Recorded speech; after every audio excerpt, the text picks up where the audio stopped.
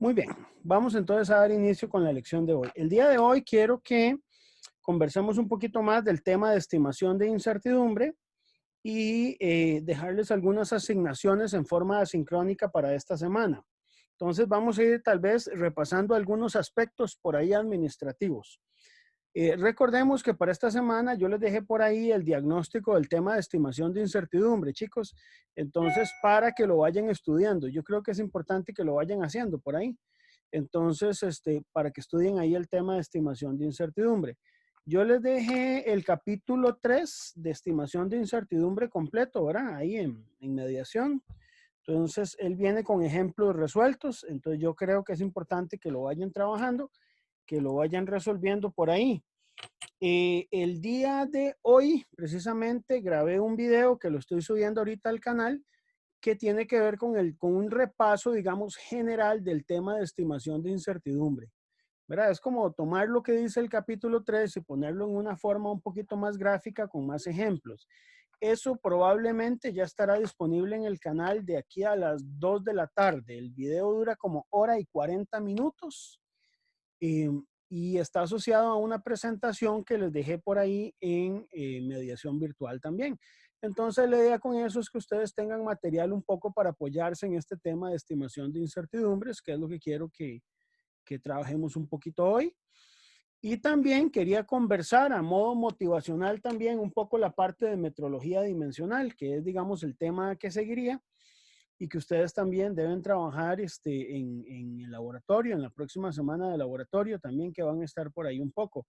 Entonces, quería también comentarles un poquito el tema de metrología dimensional, digamos, por lo menos entrar con una motivación, para lo cual yo les dejé un video ahí en el canal, perdón, en mediación virtual, que pueden revisarlo con una presentación con algunos aspectos generales de la parte de metrología dimensional que yo creo que ustedes mismos pueden ir viendo durante la semana, ahí en la forma en que ustedes se vayan distribuyendo el tiempo. Básicamente, para el segundo parcial, lo que yo voy a evaluar va a ser la parte de estimación de incertidumbre, casi que el 75% del examen va a ser de eso, y un pequeño porcentaje, más o menos un 25% aproximadamente, va a ser asociado a la parte de metrología dimensional. Entonces, sí es importante que ustedes lo manejen por ahí, pero el tema que más fuerza le vamos a estar dando es al tema de estimación de incertidumbre. Ok, ¿preguntas hasta ahí?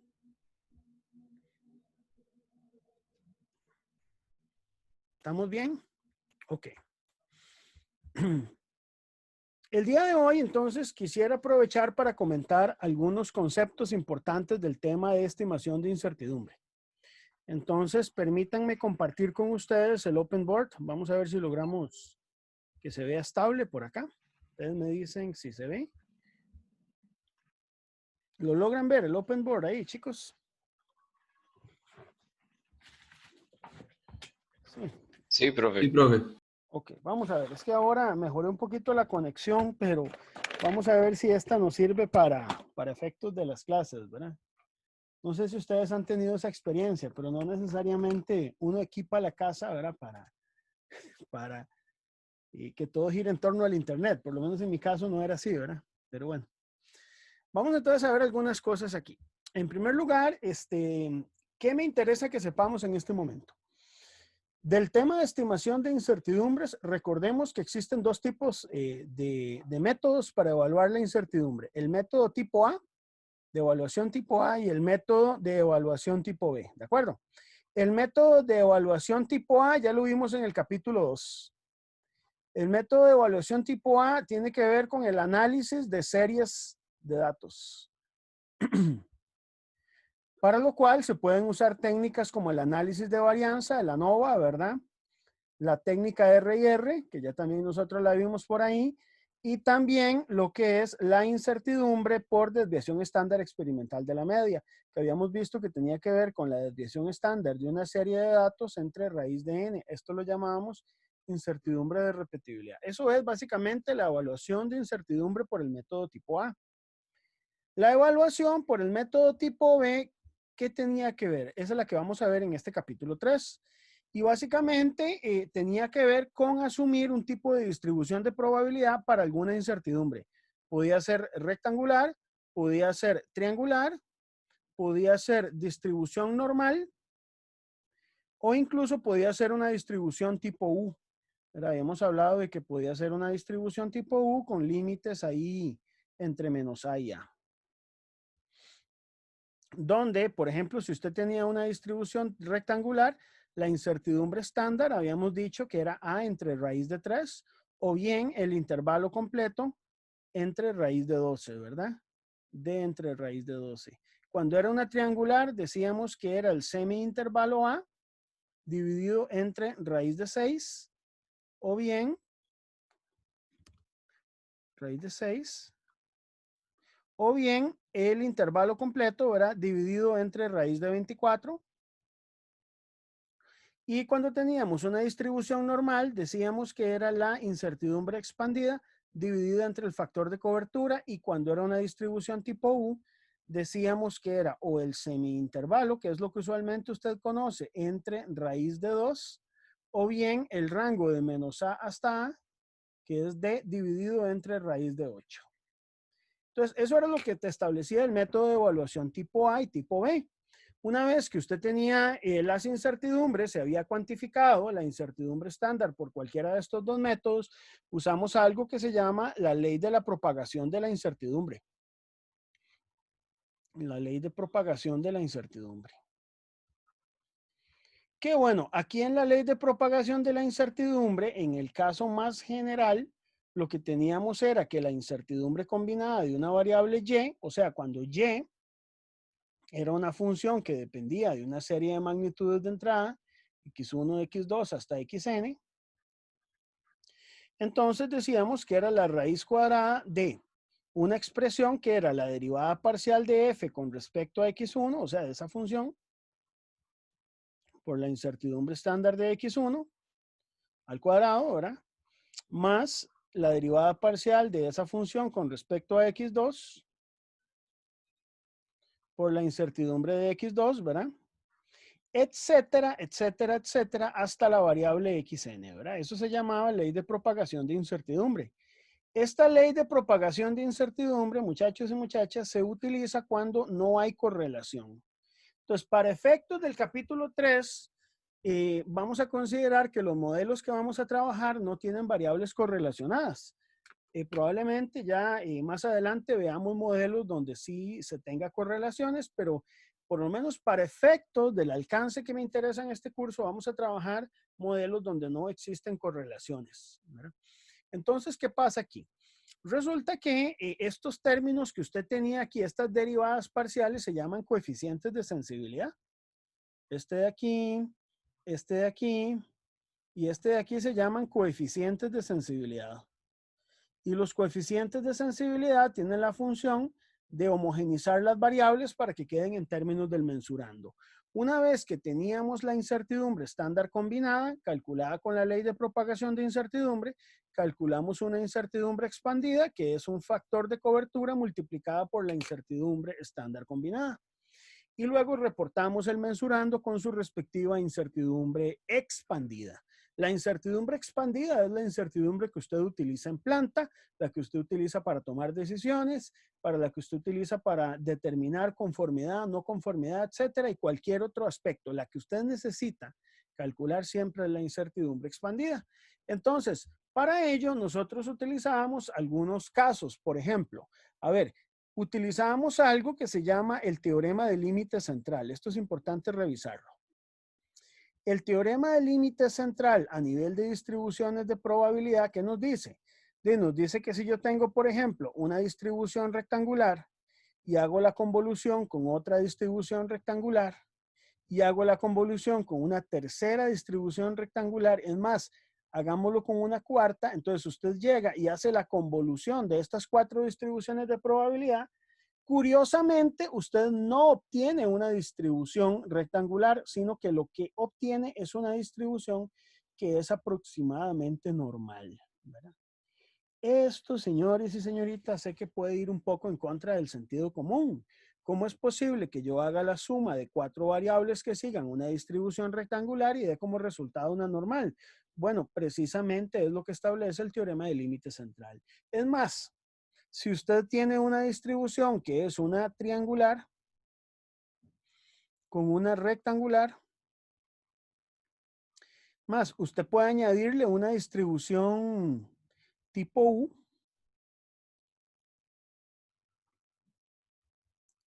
¿verdad? Y el resultado sigue siendo una distribución normal, aunque ninguna sea normal. Ahora, esto se va a cumplir siempre y cuando ninguna de las distribuciones predomine. Bueno, obviamente a menos que predomine una normal.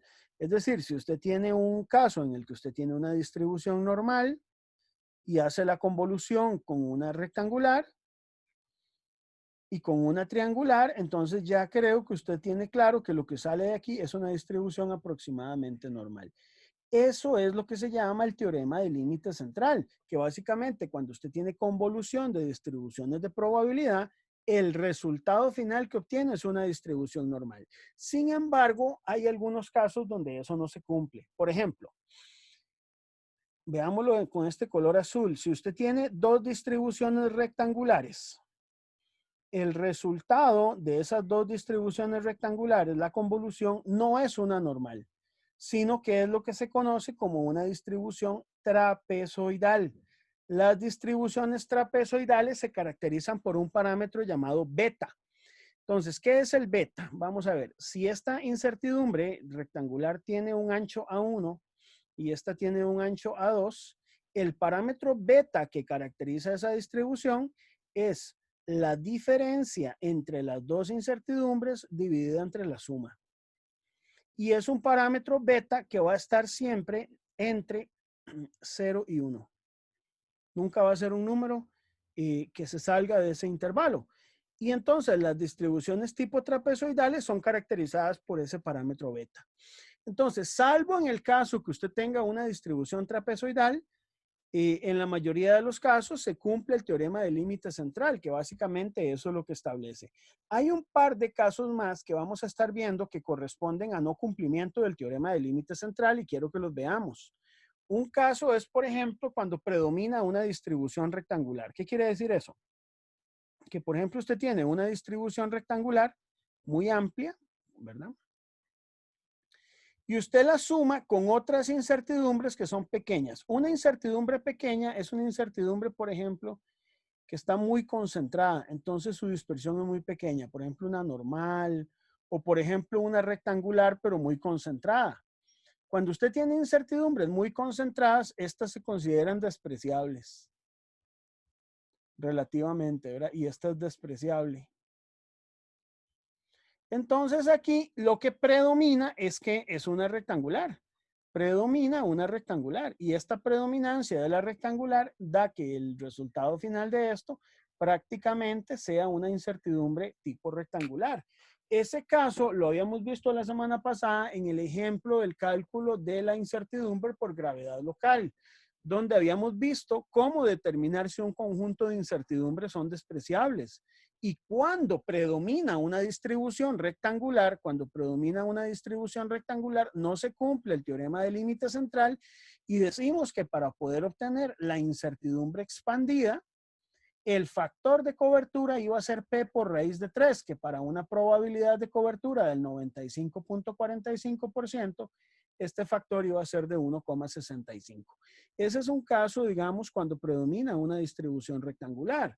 Y cuando predominan dos rectangulares, ya les dije, lo que se toma es un parámetro beta y con base en una fórmula que ustedes pueden encontrar al final del documento del capítulo 3, calculan el factor de cobertura, ¿verdad? Cuando hay una repetibilidad, se pueden calcular los grados efectivos de libertad.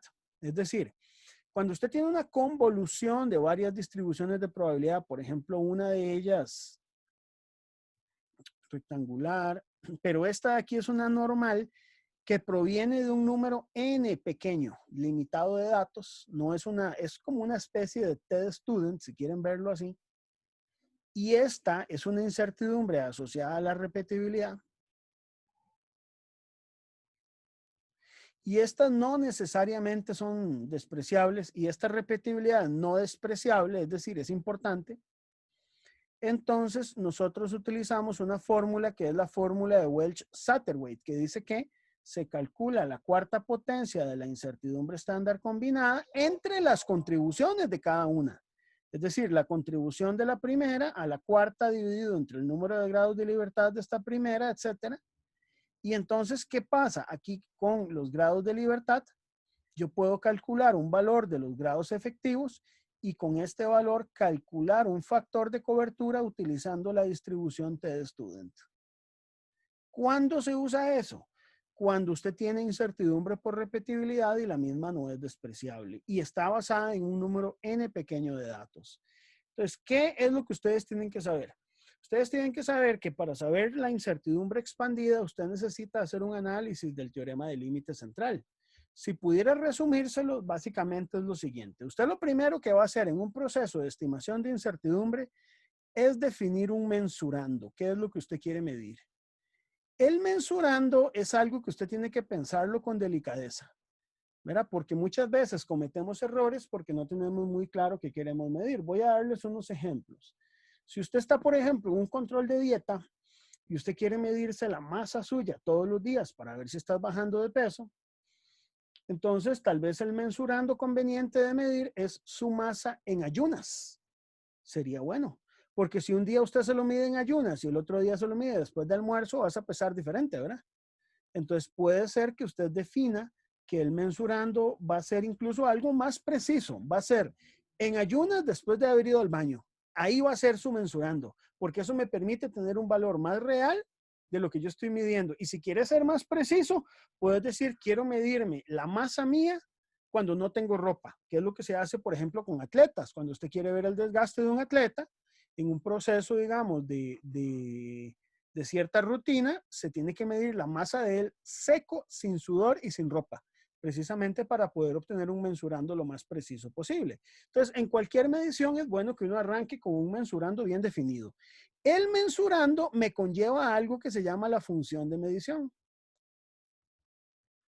La función de medición básicamente es una formulita, señores y señoritas, que depende de una serie de variables de entrada, ¿verdad? Ahorita lo vamos a ver con un ejemplo que les preparé, pero entonces vamos a hablar un poquito de qué es esto de la función de medición, ¿verdad? Muy bien, una vez que uno define la función de medición, o sea, siempre todo experimento tiene que estar asociado a una función de medición. Entonces uno lo que hace aquí con la función de medición es una identificación de las fuentes de incertidumbre. La identificación de las incertidumbres tiene que ver un poco con la información que usted disponga del mensurando. Entonces esto se aprende básicamente resolviendo ejercicios. Yo por ahí les dejé la práctica 3 con varios ejercicios resueltos. Me parece que Luis Ernesto por ahí me hizo una observación. Hay que hacer una corrección, creo que en el ejercicio 4. Yo lo voy a estar revisando y cualquier cosa les anuncio ahí en mediación si hay que hacer una corrección. Pero entonces uno hace una identificación. ¿Cómo hace esta identificación? Una forma es con diagramas de causa-efecto. Los diagramas de causa-efecto son herramientas, como vamos a verlas en un ratito, que me permiten a mí determinar cómo identificar esas incertidumbres y cómo cuantificarlas. Las incertidumbres, una vez identificadas, se cuantifican. O sea, es muy fácil decir qué aporta incertidumbre, pero decir cuánto afecta no siempre es tan fácil. Y somos ingenieros, ¿verdad? O sea, usted cuando va a analizar un proceso no lo puede analizar simplemente a nivel apreciativo. Si usted no le pone un número a las cosas que usted quiere determinar, el conocimiento que usted tiene de eso que usted está midiendo es vago y pobre. Entonces, si usted me dice, hay una incertidumbre por efecto paralaje, que es como yo enfoco, por ejemplo, mi ángulo visual con respecto al indicador de un instrumento analógico, bueno, ¿cuánto es lo que vale? Si usted dice, bueno, tengo una incertidumbre por resolución limitada de la regla que estoy empleando, bueno, ¿cuánto vale esa incertidumbre? Tienes que darle siempre un valor. Si usted dice, hay una incertidumbre porque yo realicé 20 mediciones y no todas me dieron igual, bueno, hay que cuantificar eso. Todo debe ser cuantificado. Una vez cuantificado, entonces calculamos lo que se llama la incertidumbre estándar. las incertidumbres estándar. Cada una de las incertidumbres que usted calcula, le vas a hallar un valor de la incertidumbre estándar. ¿Cómo vamos a hallar esa incertidumbre estándar? Empleando los métodos que vimos en el capítulo 3. El método de evaluación tipo A y el método de evaluación tipo B. Entonces usted tiene que hacer un análisis, si es por tipo A, haciendo un análisis de series de datos, y si es tipo B, suponiendo un tipo de distribución de probabilidad. Una vez que tenemos eso, vamos a calcular la incertidumbre estándar combinada. La incertidumbre estándar combinada se calcula con la ley de propagación de la incertidumbre. En algunos casos se podrían aplicar correlaciones, pero ahorita no los vamos a ver. Entonces, la incertidumbre estándar combinada es básicamente aplicando la ley de la propagación de incertidumbre, que ya les mencioné. Cuando tengamos eso, entonces uno lo que hace es una evaluación del teorema del límite central. Entonces, en esta evaluación del teorema del límite central, usted puede llegar a dos conclusiones. Puede llegar a que sí se cumple el teorema del límite central o a que no se cumple el teorema del límite central.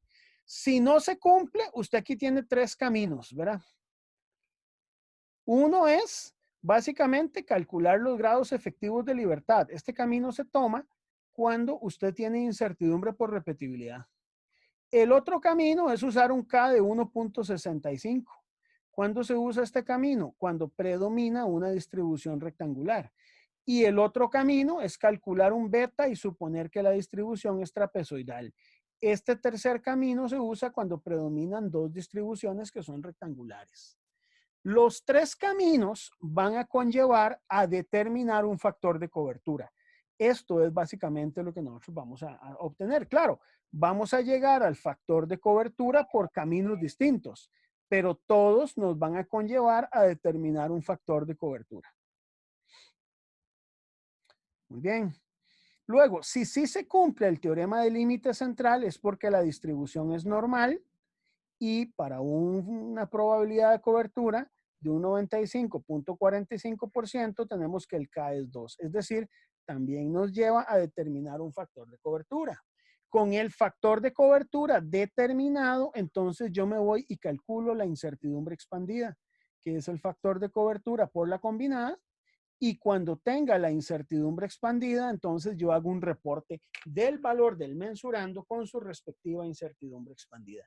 Este es el proceso que nosotros vamos a seguir para lo que es estimación de incertidumbre. Cada incertidumbre tiene sus detalles, tiene sus cosas y creo que lo que hay que hacer hasta aquí de ahí es siempre seguir el procedimiento hasta acá. No sé si hay alguna pregunta. Esto es como un resumen general del proceso de estimación de incertidumbre. Ya lo vamos a ver con un ejemplo. ¿Alguna pregunta hasta aquí, chicos?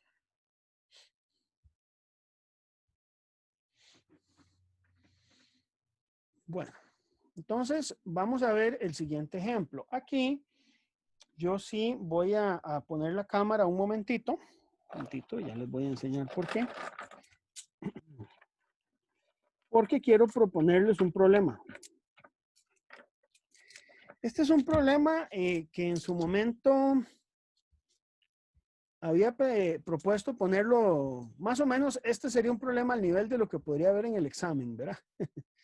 Entonces, quiero que vean lo siguiente.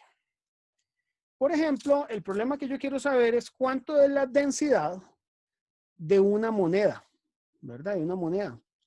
Ahora, para poder delimitar un poco el mensurando, quiero que la densidad de esta moneda que yo quiero medir sea la densidad de una moneda, por ejemplo, de 25 colones. Este mismo procedimiento ustedes podrían seguirlo para las de 50 o 100 colones o incluso si usted quiere puede hacer este procedimiento con diferentes tipos de monedas y plantear la hipótesis de si la densidad de una moneda de 100 colones, de 500, de 50 o de 25 son iguales o no son iguales, ¿verdad? Uno podría plantear esa hipótesis y medirla, ¿verdad? Eso es. En metrología usted mide. ¿Para qué? Para poder responder una pregunta. Entonces mi pregunta es, ¿cuál es la densidad? Para ello, entonces voy a hacer lo siguiente. Voy a tomar un conjunto de monedas aquí y voy a tomar 15 monedas de 25 colones. Y voy a utilizar para poder determinar esa identidad alguna instrumentación. Entonces, por acá, por ejemplo, tengo esta balanza por acá, ¿verdad? Que les voy a enseñar. Esta balanza me permite a mí medir hasta 1000 gramos con una resolución de 0,1 gramos, ¿verdad? Ella, básicamente, le colocamos la carga sobre la balanza y ella ahí puede entonces darnos el valor respectivo de una indicación. Muy bien. Y también por acá conseguí, a ver si se los puedo mostrar aquí. Bueno, he conseguido por acá un calibrador vernier digital, ¿verdad? Es que, bueno, no tengo la fotografía, solo tengo el estuche por acá, pero bueno. Era un calibrador vernier digital con el que yo puedo realizar las mediciones. Tengo aquí la ficha técnica del calibrador, lo pueden ver ustedes por ahí, ¿verdad? Es un calibrador vernier digital con una resolución de 0,1 milímetros. Con este calibrador vernier digital yo puedo medir... Profe, disculpe, Sí. es que no logro ver nada. ¿No logras No ver? Vieras que logro, sí, se le no lo pegó el logro video, ver. profe. ¿Se paró No, el no lo video? logro No, ver. no, no, no. Sí, se paró el video. Un momentito. ¿Ahí me escuchan? Sí. ¿Ignacio? ¿Me escuchan? Sí, Sí. sí se escucha. Sí, sí se escucha. A ver, vamos a ver. ¿Logran ver esto aquí o no lo ven? Ajá, se ve la hojita blanca del vernier. Ok, bueno, eso es básicamente. Sí, nada más quería mostrarles que utilizo un vernier más o menos de este tipo para poder realizar las mediciones. Eso es todo. Ok, ¿está bien? Sí, Ok, son como los que están en el taller de mecánica. más o menos parecidos. Hay algunos que son analógicos, hay otros que son digitales, ¿verdad? Entonces, uno puede conseguirse alguno en cualquier lugar, ¿verdad? Yo me compré por ejemplo, ahí en Terramol ahora. No es muy bueno, pero tampoco pagué demasiado dinero, ¿verdad? Obviamente, si usted quiere algo muy mejor, pues puedes conseguir un mejor equipo. El tema es que por aquí se los voy a mostrar, es este de acá. Vamos a ver si se logra ver, porque yo sé que la conexión, no sé si lo logran ver, chicos, es el vernier. Parecido a los que ustedes pueden ver en procesos de manufactura, ¿verdad? ¿Está bien? Sí, sí, ahora sí se ve. Ok. Entonces ahora viene una pregunta, Casi lo chicos. en negro. Es negro, este es negro, sí. Este es negro. Este es negro. Hay unos que son analógicos y hay otros que son digitales de más resolución, ¿verdad? Muy bien. Entonces, yo quiero medir la densidad de una moneda, pero entonces aquí yo tengo que tomar una decisión inteligente. Si yo solo mido la masa de una moneda, o sea, si yo de todas, aquí yo tengo las 15 monedas, aquí las tengo, no sé si las ven. Si yo tomo solo una moneda y a esta moneda le mido la masa y el volumen, eso es una opción de obtener la densidad. O la otra es tomar todas estas monedas y modelar esto como un cilindro. ¿Lo ven? ¿Qué ventajas tiene? Porque la densidad no depende de la cantidad de monedas. ¿Qué ventajas tiene medir una masa de 15 monedas como un cilindro? Mido el largo, mido el diámetro, ¿verdad? ¿Qué ventajas y desventajas podríamos tener si yo realizo ese experimento? Me gustaría escucharlos a ver qué opinan, chicos. No sé si me explico en la pregunta. En vez de medir una moneda, mido un cilindrito de 15 monedas, que es más pesado, que es más largo. ¿Gano algo con eso? ¿Qué opinan ustedes? Que la medida más, digamos, por ser más grande, como que la resolución afecta menos en la Correcto, incertidumbre. correcto, muy bien. La resolución afecta menos. Y además ¿Verdad? que una moneda puede tener diferentes densidades entre las otras. Entonces se está haciendo como un promedio de las densidades de las diferentes monedas. Ok, muy bien. Esa No observación habría suya es incertidumbre muy por buena. repetibilidad. ¿Cómo? Perdón. No habría incertidumbre por repetibilidad Sí, claro, o hay una incertidumbre por disminuye. repetibilidad porque las monedas pueden tener distintas densidades. Sí, claro. Ujú. Entonces, a ver, vamos. Pero también hay un error porque no es un cilindro perfecto, existen No, espacios entre las monedas es y eso correcto. afecta en la distancia. Eso afecta a la... Totalmente de acuerdo, estamos de acuerdo. ¿Ok? Entonces, a ver, vamos a ser honestos con nosotros mismos, chicos. Aquí yo necesito que usted saque su honestidad personal. No es la nota del examen, no es el cálculo. A veces nosotros en ingeniería queremos pensar en que todos los cálculos los vamos a hacer perfectos y el cálculo usted lo puede hacer perfecto, pero lo que usted está calculando no necesariamente es la realidad. Entonces, digamos que tomar 15 monedas no es lo mejor modelarlo como un cilindro, pero, a ver, esto me lo dijo una vez un profesor, es el menor de los males. No sé si me explico. Es decir, es mejor modelar eso como un cilindro, aunque sea mentira, suponer que todas las densidades son iguales de todas las monedas, aunque sea mentira, pero eso me da un valor de aproximación mejor que si yo hubiera medido una sola moneda, ¿verdad? Y si usted se siente mal por esto que estoy diciendo, usted va a decir, profe, pero qué chavacanada, ¿cómo va a ser? Ve, usted agarró 15 monedas, es más, estas 15 monedas que yo tomé aquí, chicos, son de diferentes años. Unas son emitidas, acuñadas en 2014, otras en 2005, otras en 2007. Yo tengo una muestra de diferentes tipos. Bueno, eso es lo que vamos a medir. Y con esa realidad, vamos a hacer nuestro mejor esfuerzo humano, porque no tengo más equipo, eso es lo que tengo en este momento, para poder medir la densidad. Ok, ¿estamos de acuerdo hasta aquí, chicos? O por lo menos, aunque no estemos de acuerdo, estamos claros el camino hacia el que vamos. Vamos a modelar 15 monedas como un solo cilindro y a eso le voy a sacar la densidad. ¿Ok? Ok, y medir las 15 monedas en conjunto es mejor que medir 15 monedas separadas. Sí, claro. Claro, es mucho mejor por una razón. Y la razón por la que es mejor es porque la resolución afecta menos. En cambio, si usted, véalo así, se lo voy a poner en este ejemplo. Supongamos que usted quiera medir el espesor de una hoja de papel, de esas, de un cuaderno, digámoslo así. Si usted llega con una regla e intenta medir el espesor de una hoja de papel, no le va a servir, va a ser, o sea, vas a caer en fracaso total. Pero si usted agarra una redma completa, un libro, y mide la longitud de esa redma, el espesor, y la divide entre el número de hojas, vas a tener un mejor resultado. Precisamente porque la resolución te afecta menos. No sé si me explico en eso. Claro, claro, sí, sí, sí, tiene todo el sentido del mundo. Gracias. Ok, perfecto. Entonces vámonos al open board, chicos, un toquecito. Vámonos al open board porque entonces vamos a hacer el cálculo. Vamos a hacer el cálculo de una vez. Entonces, voy a tratar de resumirlo lo mejor posible para no hacerles enredos en este ejemplo. Voy a resumirlo un poquito, o sea, no voy a presentar todos los detalles. Pero entonces, en este ejemplo, yo como mensurando, estoy definiendo la densidad de una moneda de peseta, ¿verdad? Una moneda de peseta de 25 colones, pongámoslo así, más preciso, ¿verdad? Ese es mi mensurando. Ahora, ¿cuál va a ser la función de medición? La función de medición, yo tengo que diseñarla, ¿verdad? Tengo que hacer un diseño de la medición. Entonces, veamos la función de medición. La función de medición va a partir de un modelo geométrico y un modelo físico. Ya les dije, el modelo, yo sé que no es un cilindro perfecto. Yo sé que aquí estamos mintiendo, ¿verdad?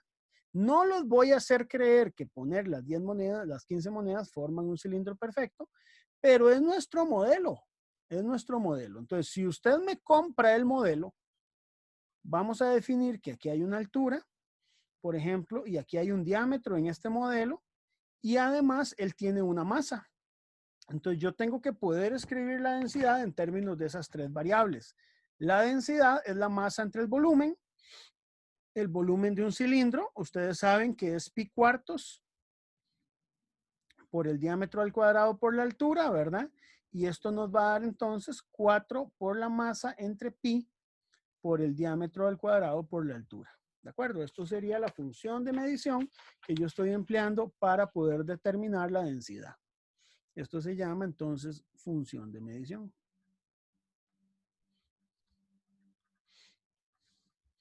Ok, ahora el tercer paso es la identificación de las fuentes de incertidumbre. La identificación, chicos, es diferente en cada ejercicio, pero voy a hacerlo para este ejemplo en el video que les subí ahora en el canal, que va a estar en las próximas horas. Hay otros ejemplos y en el capítulo 3 hay otros ejemplos y de paso hagan el diagnóstico, ahí se van a encontrar otros ejemplos y envíenmelo, yo se los califico y ahí ustedes también pueden revisar ejemplos. Esto de estimación de incertidumbre hay que resolverlo con ejemplos. Entonces vamos a ver. Vamos a resolverlo así. Usted va a hacer en la identificación un diagrama de causa-efecto. El diagrama se coloca la densidad al final de una espina de pescado y acá vamos a colocar cada una de las variables que afectan esa densidad, que sería la masa, el diámetro, ¿verdad? Y la altura. Bien. Entonces, yo realicé 7 mediciones de la masa. Y la masa que obtuve, en este caso, vamos a anotar aquí el valor de la masa promedio de esas 7 mediciones, me dio 104,4714. Estoy usando más decimales de los que me da la balanza, ¿verdad? El diámetro promedio me dio a mí en centímetros, vamos a trabajarlo en centímetros para que me dé en kilogramos, en gramos por centímetro cúbico, ¿verdad? Unidades del CGS voy a utilizar ahorita. Y eso es muy fácil porque, vamos, si yo las tengo en CGS, después convertirlas a sistema internacional es más sencillo. Entonces voy a trabajarlas en CGS. Pueden trabajarla en metros si quieren, no hay ningún problema. Y la longitud, o sea, el H más bien, lo puse L, pero realmente es H. El promedio de 7 mediciones lo tengo en 2,97857 centímetros. Entonces, a ver, esto es importante. Esta proviene de 7 mediciones, la de la masa, ¿verdad? Y 7 mediciones, la altura. Pero el diámetro, como yo solo medía cada moneda en forma separada, proviene de 15 monedas. Entonces yo tengo 15 datos. Este tiene más datos, ¿verdad? Ok, si yo me voy a la especificación que me da el fabricante de la balanza, esta que compré por aquí de joyería, el fabricante me dice que esa balanza, él asegura que tiene un error máximo por fabricación, ¿verdad? De más o menos 0,1 gramos. Él lo establece. Si yo tuviera un certificado de calibración, lo podría confirmar o utilizar otro tipo de incertidumbre, pero esta es la que tengo en este momento, ¿verdad? Además, hay una limitación por la resolución de la balanza. Entonces, la resolución la metemos como una incertidumbre. La resolución es la división de escala, que es de 0,1 gramos, que también sigue una distribución rectangular y la vamos a incluir aquí, señores. Y además voy a incluir una incertidumbre por efectos de la repetibilidad. La repetibilidad se debe a que yo realicé 7 mediciones de la masa y por lo tanto tengo una desviación estándar que para el caso de la masa es de 0,0756, la determiné experimentalmente. Eso sigue una distribución normal, pero, o TED Student, como quieran verlo, con n igual 7 mediciones, y esas serían las 3 incertidumbres que afectan la masa, ¿de acuerdo? De forma muy similar lo vamos a hacer con la altura. En el caso de la altura, el error máximo, digamos, el error máximo que me da el fabricante del vernier es básicamente más o menos 0,2 milímetros, que como lo estoy trabajando en centímetros, voy a escribirlo como 0,02 rectangular. Lo mismo voy a hacer en este caso con la resolución, que la voy a incluir como 0,01 centímetros. Aquí son centímetros, perdón, voy a repintar. Aquí son centímetros, chicos. Vamos a ver si tal vez borremos aquí. Ahí son centímetros, ¿verdad? Aquí son centímetros. Muy bien, la resolución que también es rectangular y la repetibilidad. Para el caso de la altura, yo tengo una desviación estándar de 0,00690 centímetros. ¿verdad? Esta viene con n igual 7. No sé si me voy explicando. Vea que cada una entonces de las incertidumbres se le añaden como espinas, digamos, a cada variable. En el caso del diámetro, veámosla por aquí. ¿Qué habría que incluir? Bueno, voy a resumirlo aquí un poco. Error máximo, ¿verdad? El error máximo, que va a ser el mismo porque es el vernier con el que yo estoy midiendo la moneda. 0.02 centímetros rectangular. Tenemos además la resolución, que también es de 0.01 centímetros rectangular. Y tenemos la repetibilidad, que para el caso, digamos, del diámetro, esa repetibilidad nos da una desviación estándar de 0,04577 centímetros. O sea, y esto es normal, verá, con n igual 15. Ahí está la repetibilidad. Entonces, tenemos 9 incertidumbres. 3 asociadas a la masa, 3 a la altura y 3 al diámetro, ¿verdad? Entonces, esa es la identificación de esas fuentes de incertidumbre. ¿Qué sigue ahora? Bueno, tenemos que determinar el mejor estimador de la densidad. ¿Y cómo vamos a determinar ese mejor estimador? Bueno, yo voy a reciclarlo por aquí. Voy a sustituir la masa promedio, el diámetro promedio y la altura promedio en la fórmula que tengo de la densidad. ¿Me explico? ¿Y eso qué me va a dar? Me va a dar el valor de la densidad, que según mis cálculos es 6,99305 gramos por centímetro cúbico. De momento, eso es lo que tenemos ahí. Ahora, presten atención al material que yo les envié. Aquí se pueden sustituir los promedios. En el ejemplo de la densidad del aire no se puede sustituir, que está ahí en el capítulo 3. Es en este que usted puede sustituir los promedios. Entonces, vea que ya hemos avanzado. Tenemos el mensurando, tenemos la función de medición, hicimos todas las mediciones, identificamos las fuentes de incertidumbre y tenemos el mejor estimador de la densidad de la moneda. 6.99 gramos por centímetro cúbico. Es importante a esta altura, señores y señoritas, que ustedes sean conscientes si el valor que ustedes tienen ahí tiene sentido o no, ¿verdad? Es decir, ¿alguien sabe por dónde anda la densidad del acero? De ustedes ahí, chicos. Lo que ustedes saben de metalurgia o de algún curso. ¿Por dónde anda, más o menos? Ni idea, pero inmediatamente lo pude buscar en internet. Lo puedo buscar en internet, exacto. ¿Cuánto es? ¿Qué dice internet? De buenas a primeras, 7.850 kilogramos entre metro cúbico.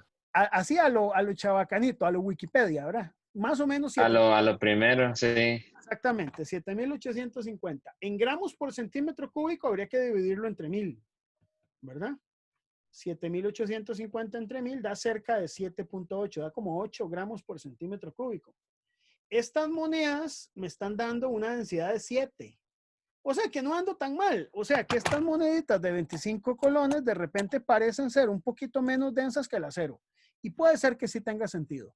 Es importante esto. ¿Qué significa que la densidad me dé 7 gramos por centímetro cúbico? Que es 7 veces más denso que el agua.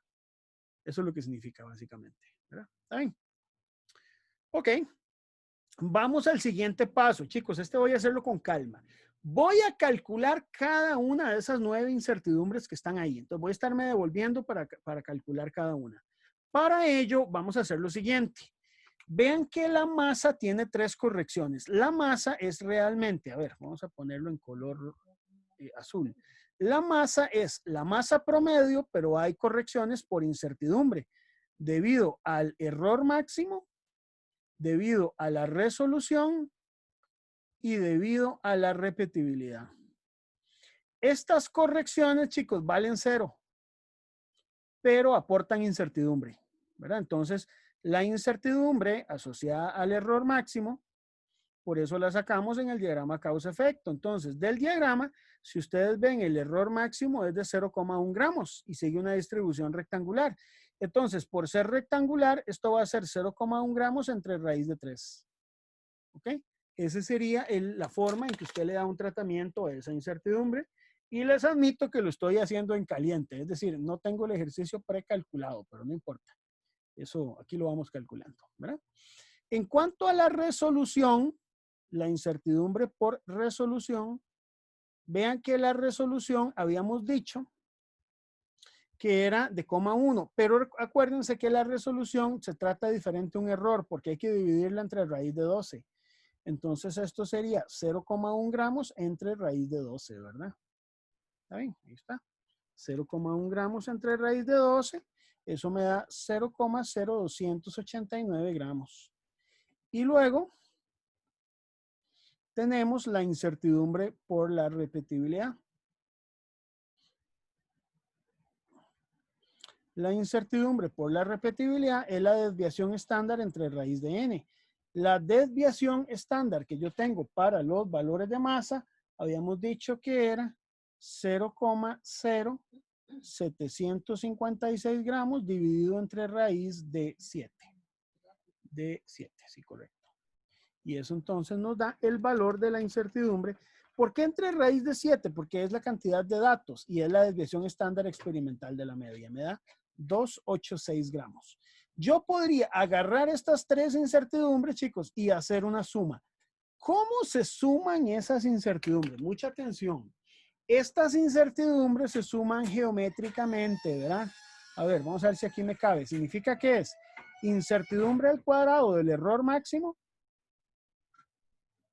Raíz cuadrada más incertidumbre al cuadrado de la resolución más incertidumbre al cuadrado de la repetibilidad.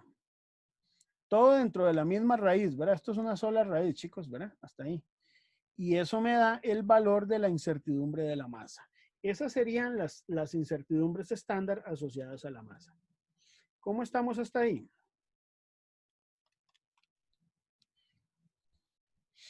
Eso me da 0,0706 gramos. Es importante que como esta suma geométrica da menor a la suma de las tres aritmética, pero da mayor que la incertidumbre más grande, ¿verdad? Entonces, solo como para que lo vean. Profe. ¿Sí? Disculpe, es que no entendí ahí qué significa que esas son igual a 0.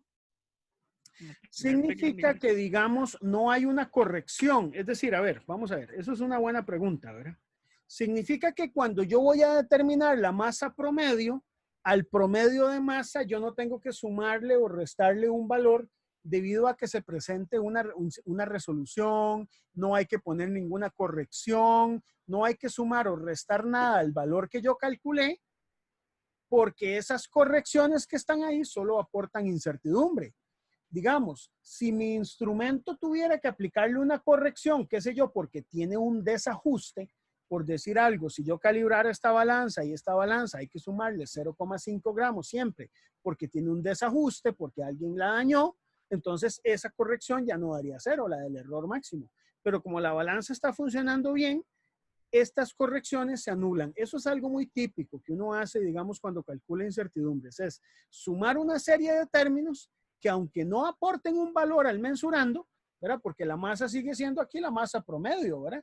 La masa promedio sigue siendo 104,4714 gramos, sigue siendo esa masa, pero sin esas correcciones. Entonces es como una práctica promedio, una práctica común que uno hace precisamente para poder incorporar las incertidumbres, ¿verdad? Es como parte del método. Ahí lo que te sugiero es que le tengamos paciencia al método, porque la primera vez que uno lo ve, lo puede ver un poco extraño tal vez, ¿verdad? ¿Está bien? No sé si esa respuesta es suficiente, si no, te puedo ampliar un poquito más. No, sí, está bien, gracias. Sí, bueno, está bien. Vamos ahora a hacer exactamente esto mismo, lo voy a hacer un poquito más rápido pues, para no perder tiempo, que si no se hace aburridísimo, con el caso del diámetro y con el caso de la altura, ¿verdad? En el caso, digamos, del diámetro, el diámetro yo sé que es el diámetro promedio, más la corrección en diámetro por error máximo del vernier, la corrección del diámetro por resolución, la corrección del diámetro por repetibilidad. Estas correcciones valen 0, ¿verdad? Y lo mismo voy a tener con la altura, donde tengo una altura promedio, ¿verdad? Más una corrección de la altura por error máximo, más una corrección de la altura por resolución, más una corrección de la altura por repetibilidad. La esperanza de esto se llama esperanza matemática, también le llaman. Es 0, ¿verdad? Para efectos del cálculo, resulta que la incertidumbre asociada, digamos, al diámetro por error máximo y la incertidumbre que estoy asociando a la altura por error máximo son iguales. Porque como ustedes lo pueden ver en el diagrama, bueno, yo aquí le había puesto D mayúscula, pero no importa, puede ser D minúscula. Es de 0,02 centímetros. Entonces esta vale 0,02 centímetros entre raíz de 3. Ya vamos a ver cuánto nos da. La de resolución, tanto en el diámetro como en la altura es igual. La resolución se divide entre raíz de 12, ¿verdad? Y aquí, permítanme ver si hacemos campito para, sí, aquí me cabe el campito. Para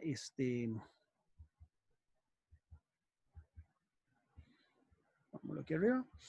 Para poder escribir aquí la incertidumbre por repetibilidad. La incertidumbre por repetibilidad sí va a ser un poco diferente, digamos, en el caso de el diámetro, porque es la desviación estándar entre raíz de n y la desviación estándar en el caso del diámetro es este valor entre raíz de 15, ¿verdad? Vamos a ver cuánto da. Y en el caso, digamos, de la altura, sería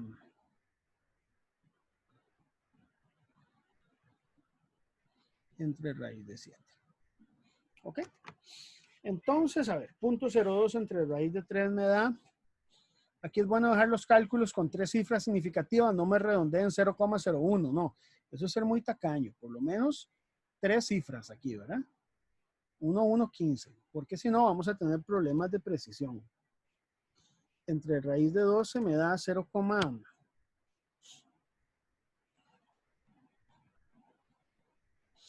aquí voy a redondear a 2,9. Yo estoy usando 2 cifras, pero no es tanto el problema porque aquí yo tengo 3 en esta, entonces no me complica. Puedo dejarlo 2,9. Si ustedes quieren, pueden dejar 2,89 también, como ustedes lo prefieran.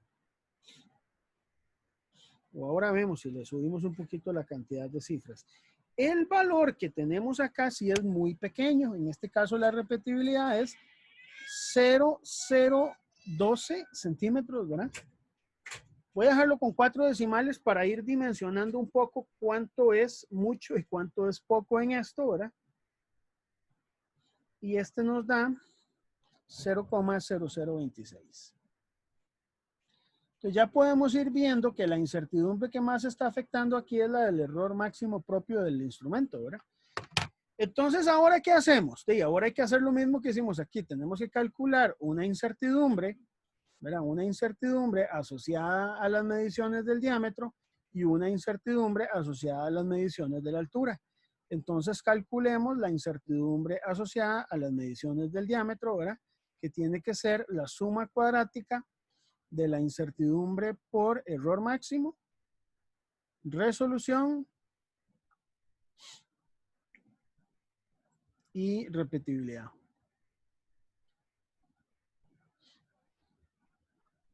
¿Ok? Y de una forma similar, la incertidumbre para la altura, que va a ser esto mismo, nada más que con altura. Sí, hay un poquito de paciencia. Yo sé que esto puede ser un poquillo aburrido, pero es que hay que hacer el formalismo del cálculo, ¿verdad? Bien, ahora sí, ¿cuánto nos da eso? Bueno, vamos a irnos aquí atrás y lo vamos a calcular. Vamos a calcularlo.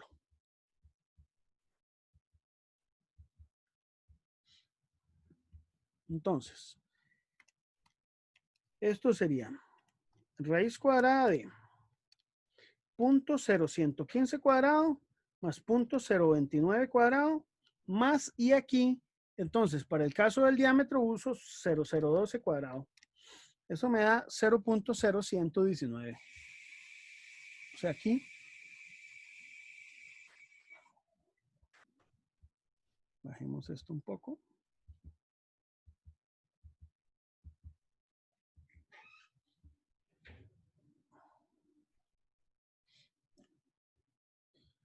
bien, ahí está. Y si yo repito este cálculo para el caso de la altura, en vez de usar 0,0012, utilizo 0,0026, me da un poquitico más, me da 0,0121. O sea, dan muy similares estas dos incertidumbres, ¿verdad? Ok, entonces ya ahí tengo calculadas las incertidumbres estándar, tanto de la masa como del diámetro como de la altura. Ahora, ¿qué sigue? Bueno, ahora lo que sigue es calcular la incertidumbre estándar combinada. Para calcular la incertidumbre estándar combinada hay varios métodos para hacerlo, señores. Uno es sumando incertidumbres relativas y otro es el método del coeficiente de sensibilidad. Para efectos didácticos, la primera vez que uno ve esto, yo siempre prefiero utilizar el método del coeficiente de sensibilidad. Entonces, el método del coeficiente de sensibilidad me dice lo siguiente.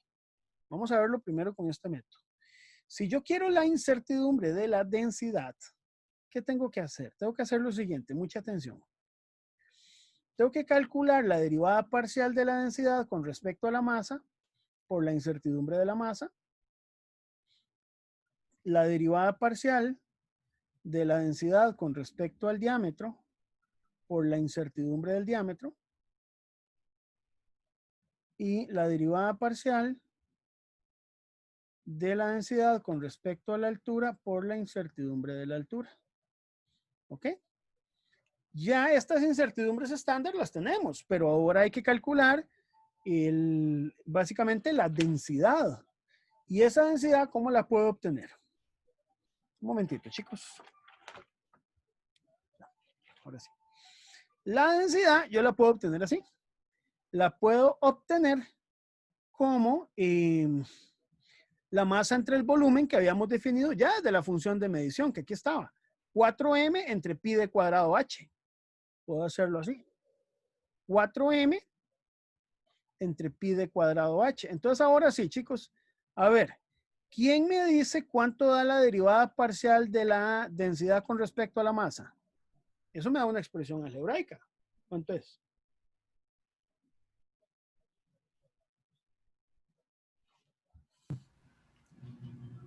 Esto no va al cuadrado.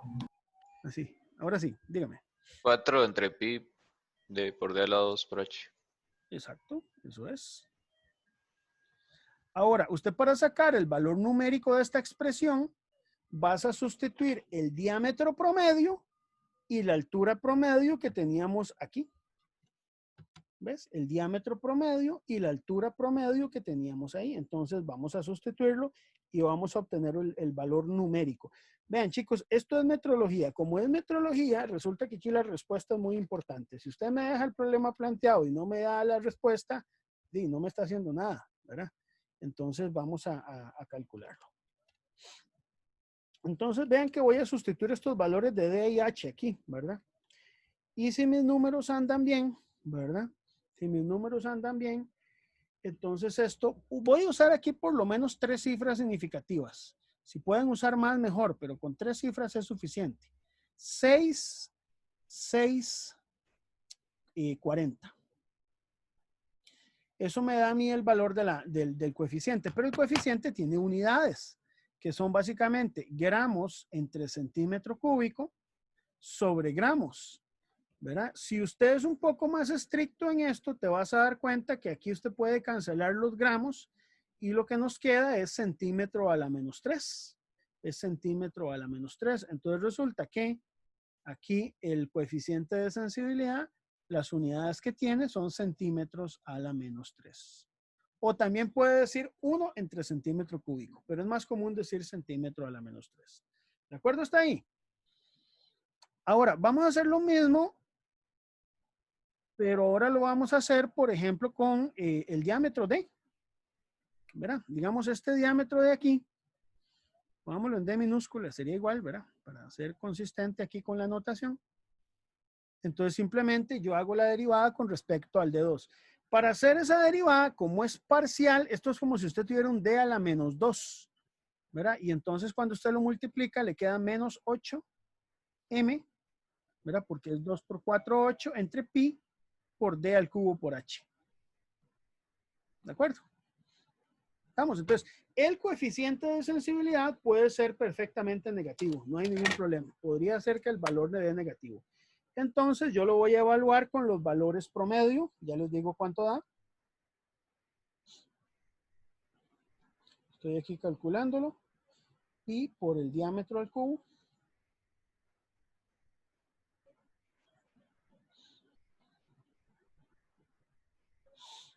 Ya les digo. Y me da aquí un valor. Bueno, si mis cálculos no me fallan, esto es menos 5,468. Ahora, ¿qué unidades tiene? Bueno, son unidades de densidad entre unidades de longitud. Entonces, esto tiene que ser gramo entre centímetro, ya no cúbico, sino a la cuarta, porque donde yo divido entre una longitud, se multiplica en el denominador y queda centímetro a la cuarta, ¿verdad? Ese sería el coeficiente de sensibilidad. ¿Me explico hasta aquí, chicos, lo que estamos haciendo? Sí. ¿Estamos bien? Sí. Profe, una pregunta. Sí. Al final, entonces, ¿en qué unidades queda la incertidumbre? La incertidumbre tiene que quedar en gramos por centímetro al cubo, si no, entonces estamos mal. Si ¿Y a usted al cómo? final no le da gramos por centímetro al cúbico es porque cometiste algún error. Y eso lo puedes ver aquí, vea. Agarre, por ejemplo, el primer coeficiente, el que dio 0,0664 centímetro cúbico. Cuando usted lo multiplica por la incertidumbre de la masa que está en gramos, le quedan gramos por centímetro cúbico. Ya recupera las unidades correctas. ¿Lo ves? Ah, ok, Ahora, ok, sí lo veo. lea el del diámetro, con cuidado, porque esto vale la pena verlo. Gramos centímetro a la 4, pero usted lo multiplica por la incertidumbre de que está en centímetros, ya recupera gramos por centímetro al cubo. ¿De acuerdo? Ujú. Sí, Ok, gracias, profe. muy bien. Hagamos el tercero. Yo sé que esto es mucha calculería, pero vea que para medir la densidad de una simple monedita de 25 colones, el montón de cosas que hay que hacer. Si usted hace esto, digamos, aquí le va a quedar menos 4m, a ver si están de acuerdo conmigo, entre pi por el diámetro al cuadrado por la altura del cuadrado, porque digamos, al ser un h a la menos 1, al restarle 1 queda un cuadrado, ¿verdad? Entonces, eso, si ustedes lo calculan, voy a calcularlo por acá.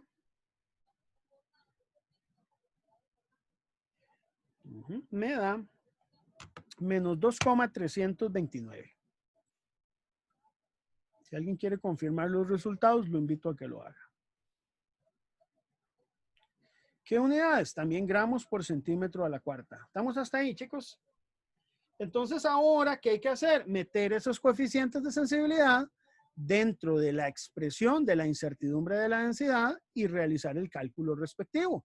Para ello, recordemos cuánto nos había dado la incertidumbre de la masa. La incertidumbre de la masa nos había dado, pongámosle en color verde tal vez, 0,0706.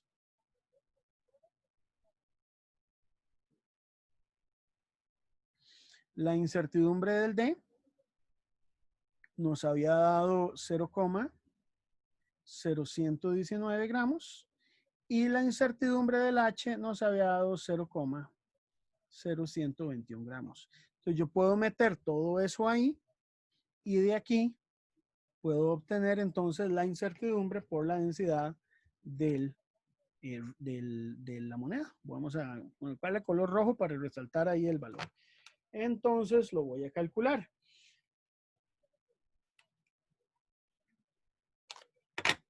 Entonces, denme un minutito nada más para obtener ahí el resultado.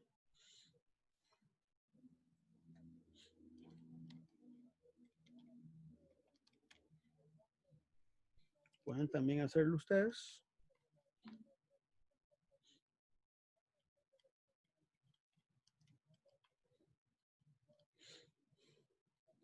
Pues vamos a analizar un poco más ese resultado.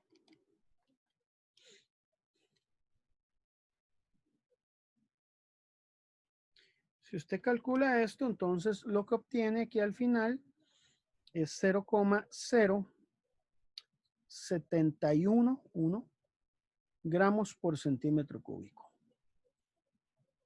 ¿Verdad? Eso es lo que vamos a obtener ahí entonces de ese cálculo. ¿Cómo andamos hasta aquí, chicos?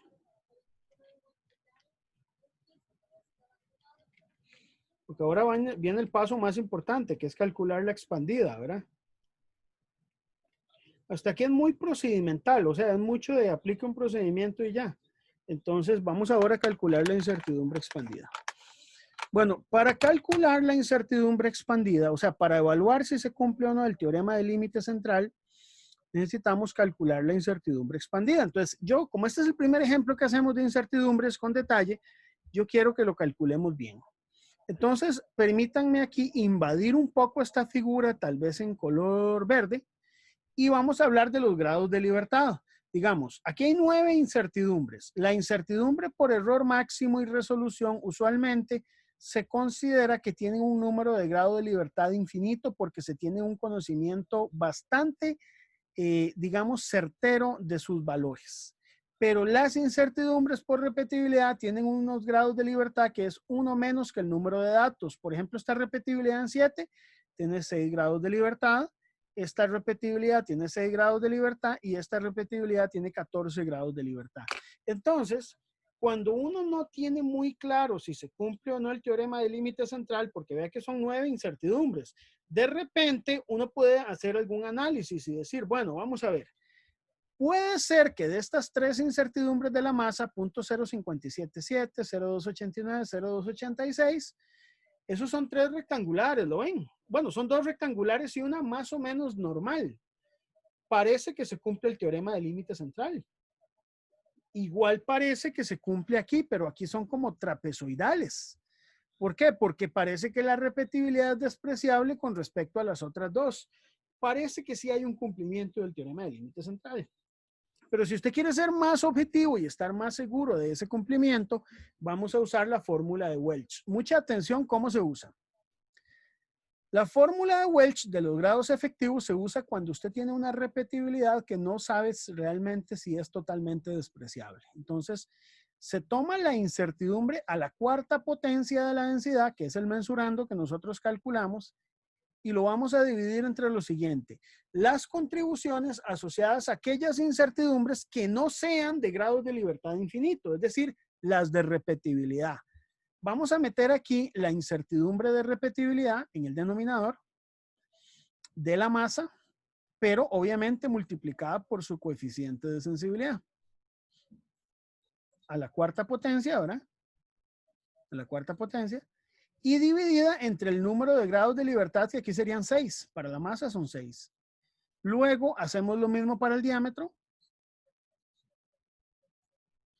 La repetibilidad para el diámetro. A la cuarta potencia, ¿verdad? Pero aquí lo vamos a dividir entre ¿cuánto? Como son 15 datos, entre 14 grados de libertad. ¿Verdad? No sé si aquí yo les puse 14. Revisemos, a ver. Está 14, ¿eh? Y en el caso de la altura, entonces es el coeficiente de sensibilidad por la incertidumbre de repetibilidad de la altura a la cuarta potencia entre 6 grados de libertad. Claro, este cálculo, chicos, es bien tedioso, pero hay que hacerlo aunque sea una vez. A ver, ya después uno lo puede programar, lo puede meter en Excel si usted quiere, lo que usted quiera. Entonces vamos a hacerlo para que lo queden como referencia. Esto sería 0.0711 a la cuarta. Entonces a la cuarta potencia. Vamos ahora con cuidado aquí, chicos. Empecemos con el de la masa. El coeficiente de sensibilidad de la masa, aquí lo tenemos, es 0,06640. 0,06640, ¿verdad? Por la incertidumbre de repetibilidad de la masa que habíamos dicho que era 0,0286. Las unidades todas se cancelan, entonces, pero yo podría meterle las unidades, pero se van a cancelar. Entonces, por eso es que no las introduzco, para no contaminar un poquillo ya el cálculo ahí. Para el caso, digamos, de la densidad con respecto al diámetro, tenemos que es 5.468. No importa si no le ponen el negativo, porque igual se eleva a la cuarta. Y la incertidumbre por repetibilidad del diámetro, como ustedes la pueden ver aquí, la repetibilidad del diámetro era 0.012.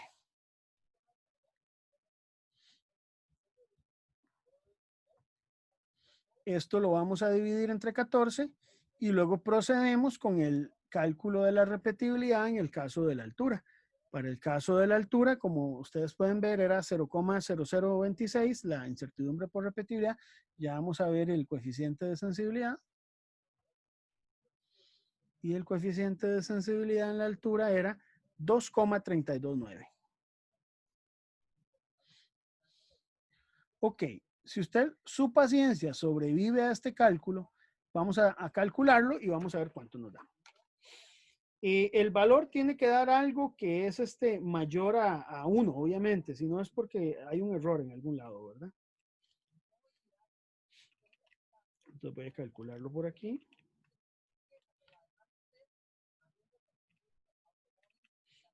Denme un momentito, un minuto y ya se los voy calculando.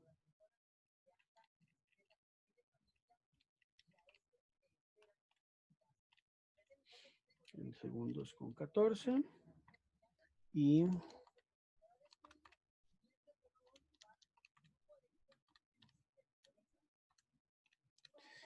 ok, eso nos da un valor bastante alto, chicos, que usualmente este valor se redondea al entero menor, pero esto da cerca de 71,251. Si tuviera decimales, digamos, si fuera 51,8, no es que usted redondea al más cercano, sino que corta los decimales, redondea al más cercano. Ahora, esos grados de libertad, ¿cómo los interpreto? Bueno, cuando los grados de libertad son muy altos es porque se cumple el teorema del límite central. Si fueran muy bajos, tendría que irme a la distribución T-student, como vimos en el capítulo anterior, y de ahí sacar el factor de cobertura. Pero entonces aquí significa que se cumple el teorema del límite central. Y si se cumple el teorema del límite central, la incertidumbre expandida es solamente K por la incertidumbre de la densidad. Y para un 95.45% de probabilidad de cobertura, puedo usar un K igual 2. Cuando se cumple el teorema del límite central, para un 95.45% de probabilidad de cobertura, uso K igual 2 y sustituyo el valor que tenía de la incertidumbre estándar combinada. Ok, ya casi tenemos la respuesta. No me desesperen, ¿verdad?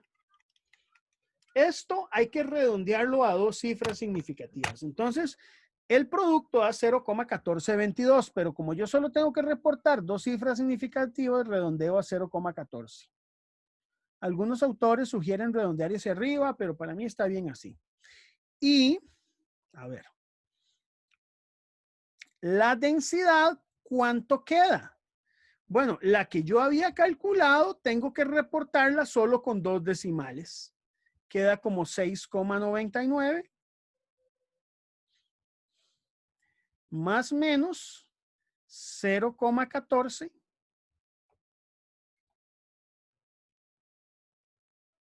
gramos por centímetro cúbico, donde la incertidumbre se reporta con K igual 2 para una distribución normal y para una probabilidad de cobertura del 95.45%. Esta sería la respuesta de la densidad de la moneda de 25 colones. Ok, ¿cómo andamos hasta aquí, chicos?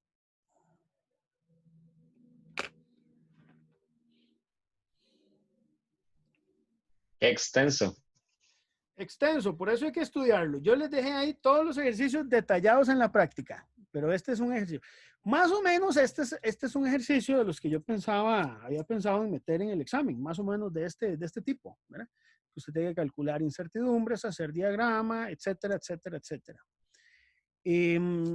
La idea mía es que ustedes estudien bien los de la práctica. Es posible que por ahí les vaya a subir algún video con algún ejercicio que yo quiero que ustedes estudien bien, pero ya es más que todo práctica, que ustedes los vean resueltos por ahí.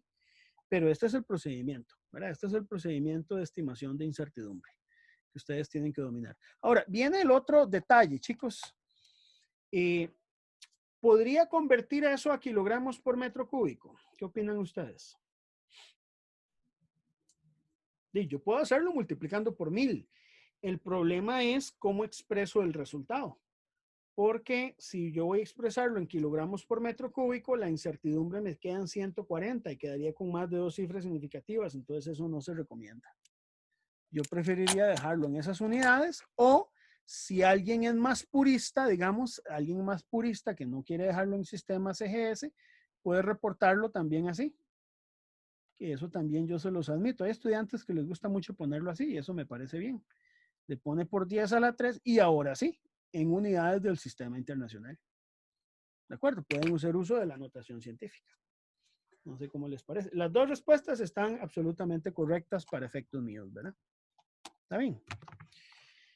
Ahora, uno dirá, bueno, ¿esa incertidumbre es buena o mala?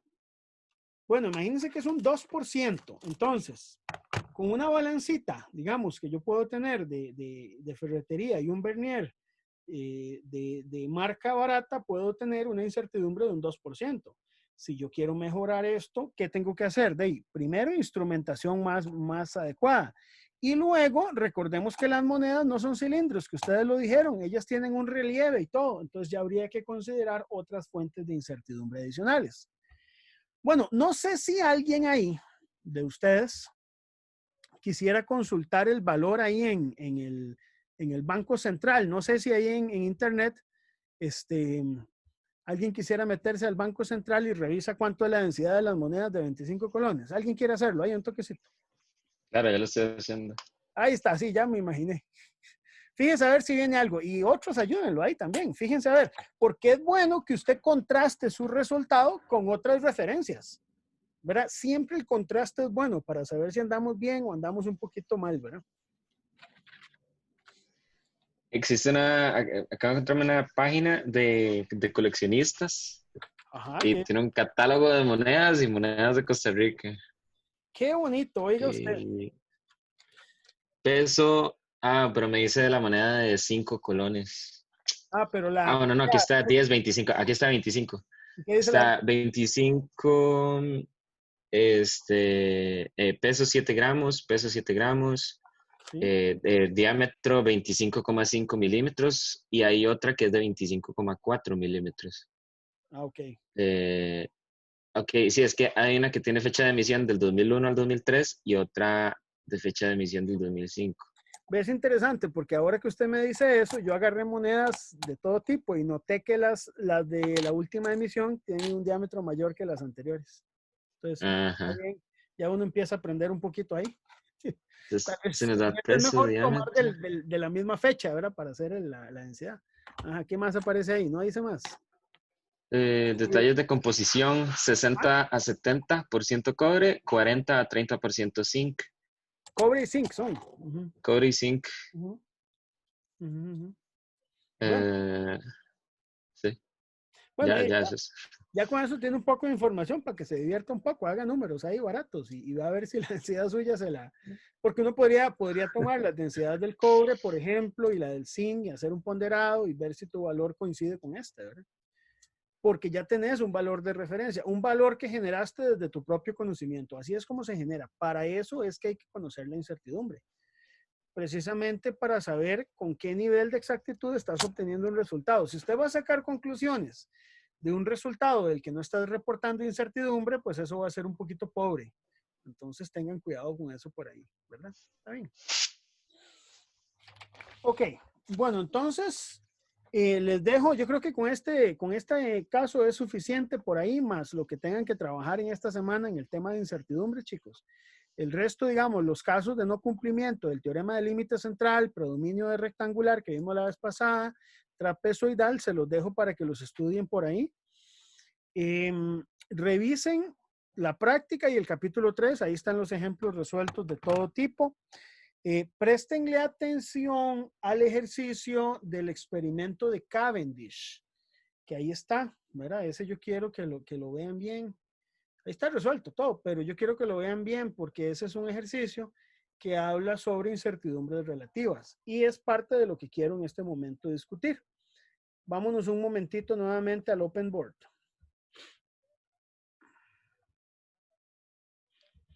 Aquí, ¿verdad? Yo les había propuesto esta forma, digamos, esta forma aquí no está, aquí, que es la ley de la propagación de incertidumbre, básicamente utilizando coeficientes de sensibilidad. Voy a enmarcar esta ley aquí. Es esta, la que estoy marcando en color verde, chicos. Esta es la forma más general que usted tiene para estimar la incertidumbre estándar combinada. Pero resulta que también hay métodos alternativos. Cuando la función de medición que usted tiene está conformada solamente por productos y cocientes, y que en nuestro caso, ¿verdad? Esta función de medición en nuestro caso, que es la densidad, es 4 entre pi, bueno, 4m entre pi d cuadrado h, ¿verdad? Vea que son solo productos y cocientes. Usted puede expresar la incertidumbre estándar combinada sin necesidad de coeficientes de sensibilidad. Y usted dirá, ¿cómo? Sin calcular derivadas parciales. Sí, pero solo cuando está conformada por productos y cocientes. Usted puede expresarla así. Puede decir, bueno, voy a tomar la incertidumbre de la masa entre la masa al cuadrado, la incertidumbre del diámetro por 2, eso sí, porque está al cuadrado, ¿verdad?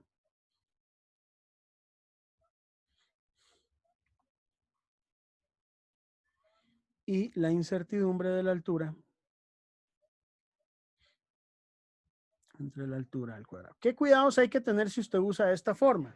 Bueno, que tenés que calcular por aparte la densidad, pero también se puede calcular la incertidumbre combinada de esta forma sin tener que calcular coeficientes de sensibilidad, que es una forma muy conveniente, ¿verdad?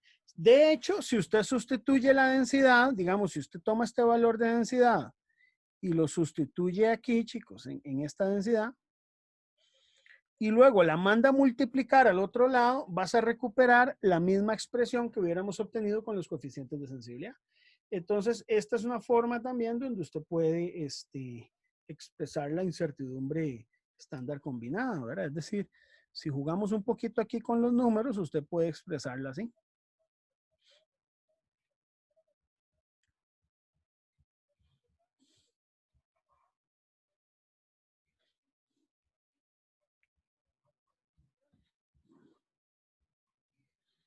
Aquí esto, ¿verdad?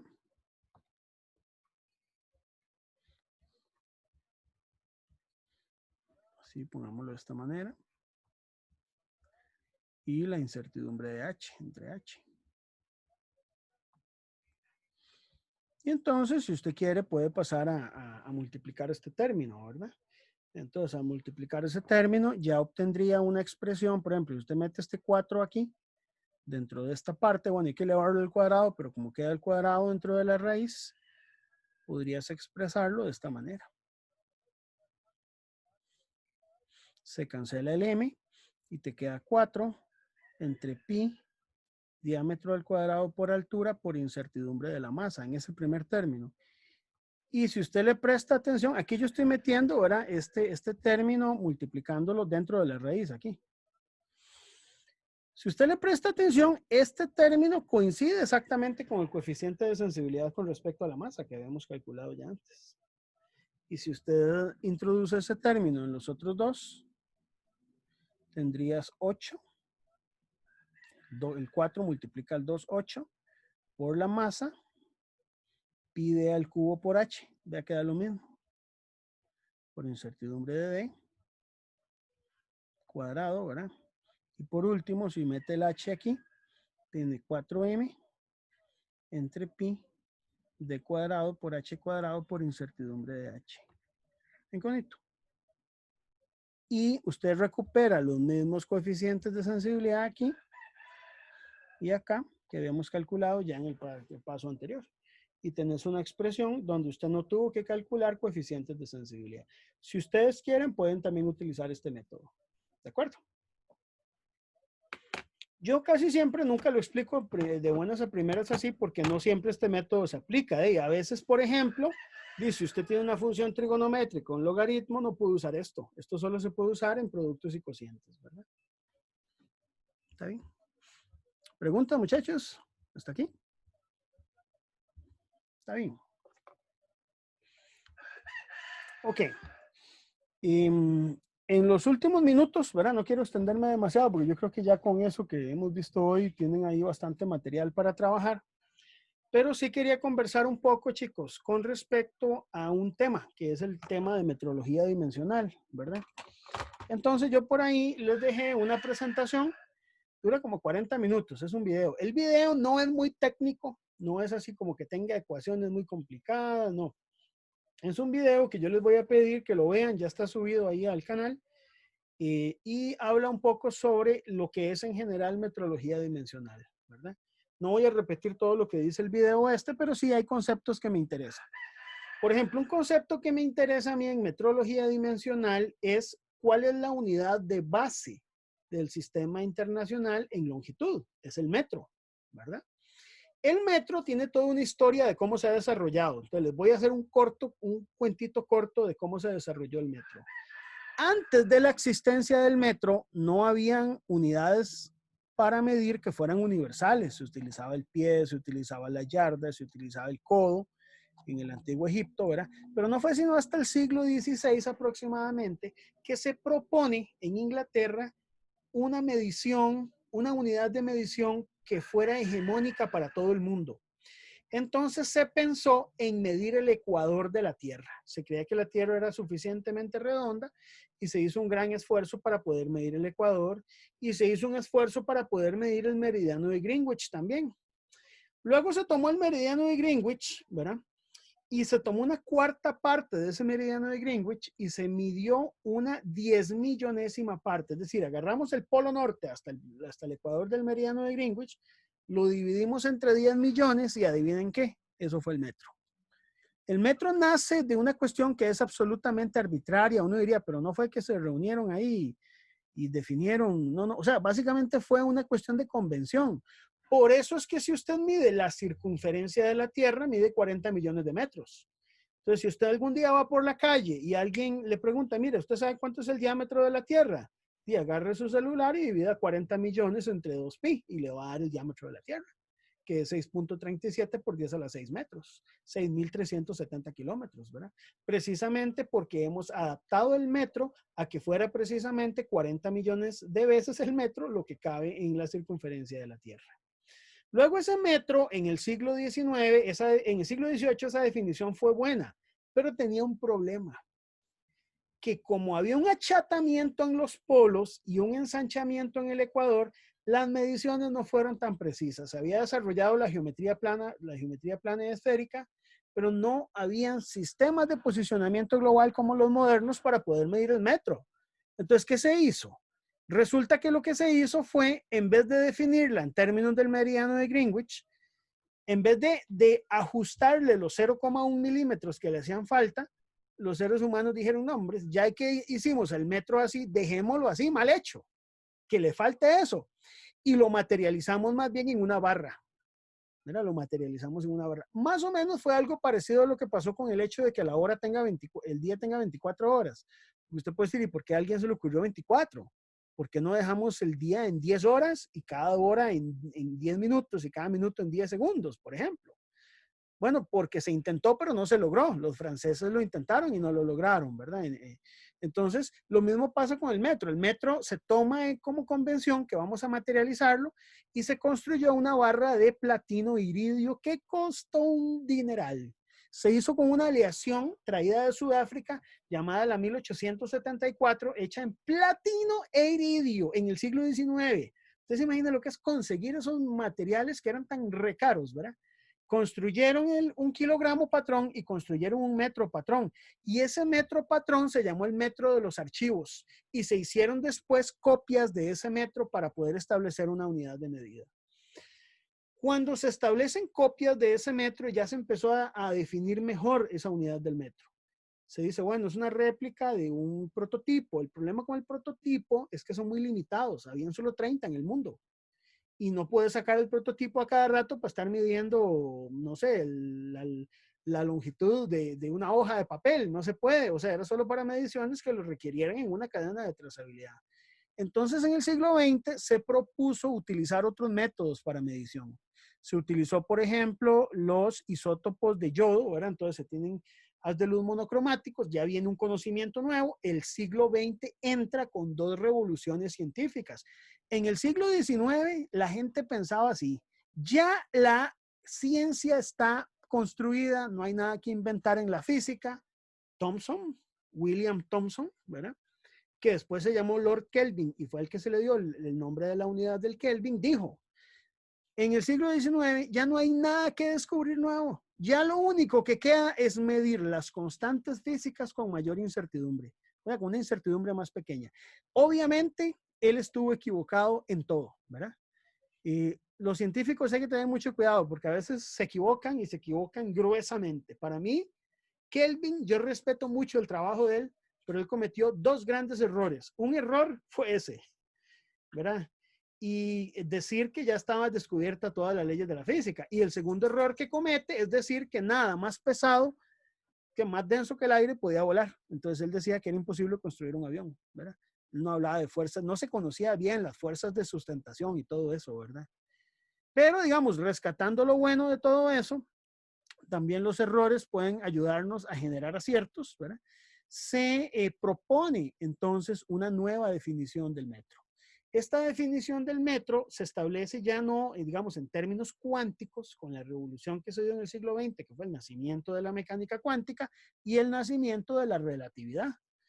Al aumentar el conocimiento en mecánica cuántica y en relatividad, es necesario definir patrones nuevos.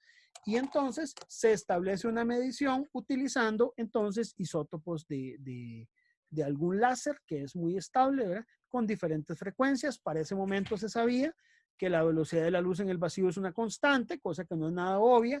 Y ya para los años 80 se define entonces, se tiene la definición moderna del metro, ¿verdad? Esa definición del prototipo que teníamos de la regla esa que estaba en Francia y que habían varias copias, se dejó de utilizar en los años 30. Y entonces hubo una evolución a partir de lámparas de criptón, de yodo, hasta que llegamos al punto de poder definir una velocidad de la luz, o sea, un metro en términos de la velocidad de la luz en el vacío. Entonces, ¿qué pasa? La velocidad de la luz en el vacío no tiene incertidumbre, es una constante universal. Vea qué interesante, yo no puedo medir la velocidad de la luz en el vacío. Usted dirá, ¿cómo? Yo llego y pongo un foco aquí, al otro lado, le pongo un cronómetro y otro lo mide. No, porque resulta que el patrón para poder medir distancia está basado en la velocidad de la luz en el vacío. Entonces, la velocidad de la luz en el vacío no se puede medir porque ya es aceptada como básicamente una constante universal. Usted puede medir índices de refracción, eso sí, y ese tipo de cosas, pero no puedes medir directamente la velocidad de la luz por métodos tradicionales. Y no tiene sentido medirla, ¿verdad? Porque ya es el patrón.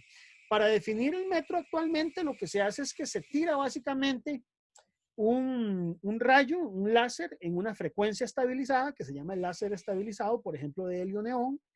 Y entonces en una cámara al vacío se mide el tiempo que tarda ese láser en llegar de un lado al otro. Y con base en ese tiempo usted puede materializar entonces el metro. Entonces la definición actual del metro es una definición que está basada ya en efectos cuánticos. Se puede medir con altísima precisión. Para que tengan una idea, se puede medir digamos, la longitud de un metro con la incertidumbre del tamaño de un átomo de hidrógeno, más o menos una parte en 10 a la 12, ¿verdad? Si usted agarrara esa incertidumbre y va a medir la circunferencia de la Tierra, sería apenas de unos cuantos centímetros, ¿verdad? La incertidumbre que usted tendría. Por lo tanto, el metro actualmente se ha materializado con niveles de exactitud muy buenos, ¿verdad? Y la metrología dimensional se basa en el metro para poder trabajar con instrumentos en la parte industrial. A primer nivel se utilizan los láser de helio-neón, pero ya a segundo nivel utilizamos los calibradores Vernier, como el que yo les enseñé por ahí. Se usan reglas, se usan micrómetros que permiten medir mediciones entre 0 y 25 milímetros, como lo vamos a ver en la práctica de laboratorio. Reglas, microscopios, etcétera, se pueden calibrar con esa definición. Entonces yo les invito a pensar en esto. Cuando uno, digamos, va a trabajar la parte de metrología, uno podría pensar, por ejemplo, en que podemos calibrar un microscopio con el que usted mide el grano de un acabado, digamos, en un metal, ¿verdad? Entonces, ¿cómo haces para materializar eso, verdad? Hay reglas, por ejemplo, microscópicas que te permiten hacer ese tipo de calibraciones. Hay microscopios con los que usted puede trabajar ese tipo de calibraciones. Entonces, el tema dimensional no solamente es longitud, también lleva ángulo. Usted puede medir ángulos. Hay patrones angulares. Entonces, todo lo que es longitud y ángulo es parte de la metrología dimensional. La metrología dimensional es muy amplia porque igual usted la puede llevar a otros niveles, ¿verdad? Hay problemas en la ciencia y la ingeniería que usted puede determinar, y cada problema es nuevo y cada problema requiere de una investigación. La intención en este curso no es darle la solución a todos los problemas. Es que ustedes aprendan a pensar, que ustedes tengan una mentalidad suficientemente, digamos, amplia para poder saber cuál es el camino que usted tiene que resolver para resolver un problema que no está resuelto en Google ni en los manuales, o que está resuelto parcialmente, para poder interpretar normas, para poder interpretar o incluso generar un método nuevo de medición basado en los principios de calibración básicos. Entonces, eso es por ahí donde va. Entonces, quería hacerles esos comentarios, chicos. Les cuento que, digamos, mucho del trabajo que se realiza en la parte de metrología es en metrología industrial. Más o menos el 90% de lo que se hace en este país, o más tal vez, es metrología industrial. Y dentro de la metrología industrial, una de las cosas que más se trabaja precisamente es la metrología dimensional. Cuestiones como, por ejemplo, rugosidad. No sé si ustedes alguna vez se han preguntado. No sé si ustedes ya llevaron el curso de mecánica de fluidos, ¿verdad? Y hay un factor ahí de rugosidad que es el épsilon, que usted divide entre el diámetro. Y se lo dan y se hace todo el cálculo. Y usted dirá, ¿y cómo hago para medir eso? ¿Se podrá medir la rugosidad de una tubería? En serio. O sea, tengo un aparato para medir eso. ¿Cómo defino rugosidad? Yo les invito a pensar en eso. ¿Qué es la rugosidad? ¿Será la media cuadrática de todos los piquitos que hay dentro del perfil? ¿Será el máximo, el mínimo entre dos? ¿Qué será realmente la rugosidad? ¿Es un valor RMS, verdad? ¿O no? ¿O qué es eso, verdad? Uno en metrología dimensional incluso puede meterse en conceptos que tienen que ver con las formas, con redondez, por ejemplo, con circularidad, con cilindricidad, porque ese tipo de parámetros son importantes en el desarrollo de muchas piezas mecánicas. Y yo creo que de todo lo que uno puede aprender en dimensional, hay un concepto que debe ser el que priva en todo, señores y señoritas. Si yo llego y veo cualquier objeto, por ejemplo, este lápiz que utiliza la Wacom, ¿verdad? A primer orden yo lo veo como un cilindro. Más, yo puedo decir, yo quiero medir el diámetro de esto, pero realmente esto es un cilindro. No, tal vez no sea un cilindro. Los cilindros, los planos, los puntos, los segmentos y las rectas existen en nuestra imaginación. En la realidad eso no existe. ¿Una moneda es un cilindro? No, no es un cilindro, es una aproximación que usted hace como si fuera un cilindro. Pero como me lo dijo, creo que fue Nicole por ahí, decir que este conjunto de 15 monedas de 25 es un cilindro, debería usted causarles pesadillas. O sea, usted debería hacer este cálculo que yo les expliqué y decir, profe, eso está malo. Usted hizo un cálculo que no es el detallado, ¿verdad? El tema es que tienen razón. Pero el tema es en cuánto me estoy equivocando. Yo podría decir, y se los dejo como incógnita, ¿verdad? Ya que esto, si les aparece en el examen, ya lo pensaron, ¿verdad? ¿Cómo podríamos estimar el valor de la incertidumbre en la densidad que aportaría el hecho de que esto no es exactamente un cilindro, sino que tenemos básicamente acuñados perfiles dentro de la moneda? Y eso implica un volumen que yo no estoy midiendo. Podría calcularlo yo eso, podría estimarlo y medir si ese volumen, eso no es despreciable. El verdadero metrólogo tiene que estar en capacidad de poder cuantificar qué es importante y qué es despreciable. En el momento en que usted se enfrenta a un problema y usted no tiene claro cómo calcular algo, no sabe si es despreciable o no, ya estás en problemas. Y yo les digo, ahí sirve el cálculo de Fermi. Yo puedo trabajar esto utilizando cálculos de Fermi, que es una herramienta muy útil para saber si algunas de estas fuentes de incertidumbre pueden o no ser importantes. Otra fuente de incertidumbre, expansión térmica, tal vez donde yo estoy midiendo, eso puede expandirse un poquito. ¿Será o no será despreciable? Ustedes deberían poder calcularlo. Ese tipo de cosas es importante que ustedes las trabajen y que las piensen un poco, ¿verdad? Y entonces, bueno, les dejo el video ahí de dimensional, chicos. Ahí les pongo un poquito de fotografías. En dimensional, uno en la práctica lo que hace es que tiene catálogos, ¿verdad? Y en catálogos puedes ver tipos de equipos, montones de equipos ahí que nos permitan medir de todo, ¿verdad? Entonces, por ahí es bueno que uno lo vea. ¿Cuáles son los principales proveedores de la calle? Bueno, en la calle, en la metrología industrial, está, por ejemplo, Starrett, que es un buen proveedor de equipo dimensional. Mitutoyo, que es lo mejor que hay casi que en el planeta. Esos son japoneses, es lo mejor que hay en equipo dimensional. Mitutoyo es lo mejor. También hay uno muy bueno que es TESA. TESA es europeo y se dedica a producir patrones. Pero hay mucho equipo ahora que se está generando en metrología dimensional. No sé si hay algún comentario, chicos, alguna pregunta. Les debo algunos los exámenes, entonces espero estárselos enviando a más tardar mañana a la mañana, chicos. Entonces porque ya ahí me preguntaron algunos, entonces para que estén atentos. No sé si hay alguna pregunta. Profe, yo. Sí, dígame, don Ignacio, ¿eso? ¿O quién? No. Byron. Byron, sí, perfecto. Dígame, a ver, don Byron. No, que respecto al diagnóstico del capítulo 3, quedan como 3 días, ¿verdad? Para entregarlo. Ajá. No sé si podría dar más tiempo, quizás. ¿Cuándo se los pasa el viernes? Sí, ¿verdad? Es que está muy... podemos dejarlo para que me dé chance de calificarlo. ¿Qué les parece el lunes antes de la medianoche? A mí me parece bien. Para que tengan para que hagan los ejercicios, tengan el fin de semana, lo hagan con calma, ¿verdad? Sí, dejémoslo, es una buena observación, tal vez vale la pena ampliarlo el lunes antes de medianoche. O sea, antes de que amanezca martes, para agarrar el martes y empezar a ver de lo que hicieron, ¿verdad? Entonces podemos dejarlo para el lunes antes de medianoche. Si lo tienen antes, lo suben, chicos. Y si no, digamos, les puedo dar chance el lunes antes de medianoche. ¿Parece, Byron? Sí, me parece. Muchas gracias, profe.